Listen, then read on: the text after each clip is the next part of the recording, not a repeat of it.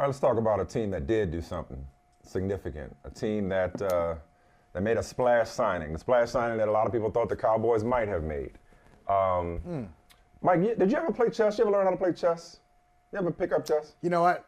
I probably have about 22 books on, hey, this is how you get started playing chess. But no, my kids play chess. I do not. That's dangerous. That's dangerous, especially when I start to get older. Got to watch out with these kids.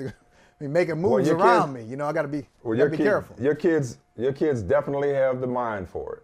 I would flatter myself and say I have the mind for it, but no, I never picked up chess either. But obviously, you got to think multiple moves ahead. And the franchise that, as you know, you've known me for years, that I've had more respect for, or as much respect for as any franchise in the NFL, is the Baltimore Ravens.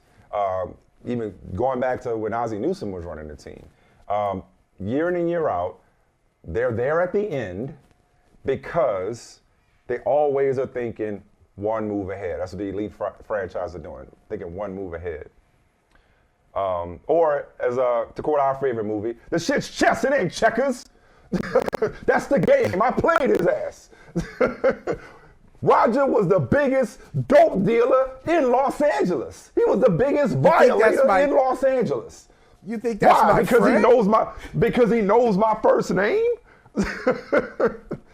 I watched that such and such operate with impunity for 10 years, and I got him. Anyway, so we've been watching Derrick Henry operate as the best running back in the league, arguably one of the best running backs in the league.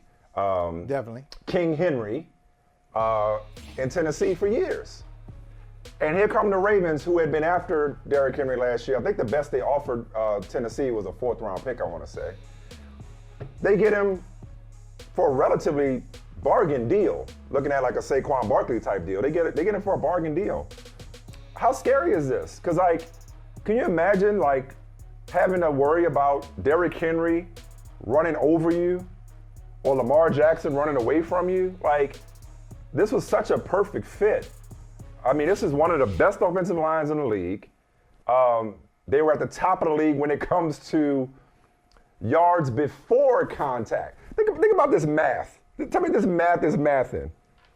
Here's a team that excels, an offensive line that excels when it comes to yards before contact, and they add a guy who is a monster when it comes to yards after contact. Derrick Henry was 6th and 1st, respectively, each of the past 2 years in broken tackles. Over the past 3 years, only Josh Jacobs and Jonathan Taylor have more yardage after initial contact from a defender. So we know Derrick Henry's work.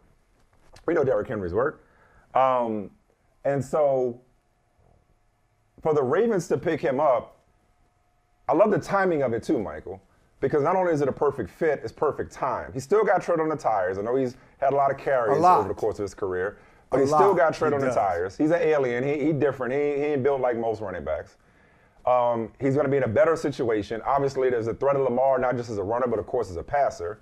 But also, the Ravens allowed something uncharacteristic to happen the last time we saw them, is they got punched in the mouth. They weren't the more physical team on the field. The Chiefs were. And part of it was they got away from the running game. Maybe they had to realize what a running game meant to realize how badly they needed Derrick Henry. I don't know.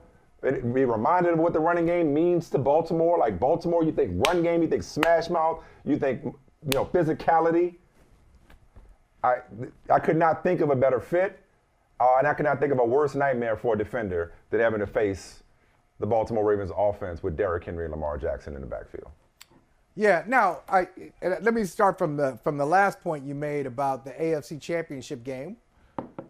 So the Ravens were in the AFC Championship. Unlike the Cowboys, they have been in the Conference Championship within the last 30 years. They've been there. They were just there. Technically in 2024 for the 23 season. But they didn't need Derrick Henry last year. They needed, unless Derrick Henry could be on the headsets calling his own plays, saying, hey, we're going to run it we're going to give it to me again. And it's coming to me again. They really needed to commit to it. So I guess it takes somebody like Derrick Henry. It takes that guy and his reputation. and his physical presence to remind you what you have and the advantage you have over other teams. So we'll see. But I'm fascinated by this because this is a Baltimore philosophy anyway. It's just a Baltimore philosophy. Running the football? Remember we talked about this? Now, I don't know how we came down, where we came down on the record-setting play between John Harbaugh. This was against Denver. I think it was against Vic Fangio, right? So they got the record. Yeah, it was. He was the head coach. Yeah. What record is that, And Michael? he was like, what I know. What record is I know that? what he is. It was What's the most record? consecutive games, I think, with 100 yards rushing. I know. Okay. I know. You're making your point like nobody remembers it. But it matters to Baltimore. It mattered to them because that's what they're about. That's their identity. And now, so you already have that. It's amazing to have that philosophy, and then you have a great player. So it's not, I know you can look at this and go, oh, yeah, well, Baltimore always ran the ball. Big deal. No, it's a big deal because it's in their DNA, and then you add greatness to what's already a part of their DNA. Now something extraordinary is going to happen. So I do expect this to be a perfect fit between Henry and Baltimore. Hey, thank you for watching Brother from Another. If you haven't hit that subscribe button, go ahead and do that now. Don't forget you can catch us 3 to 4 weekdays on PeacockTV.com and on Sirius XM Channel 85.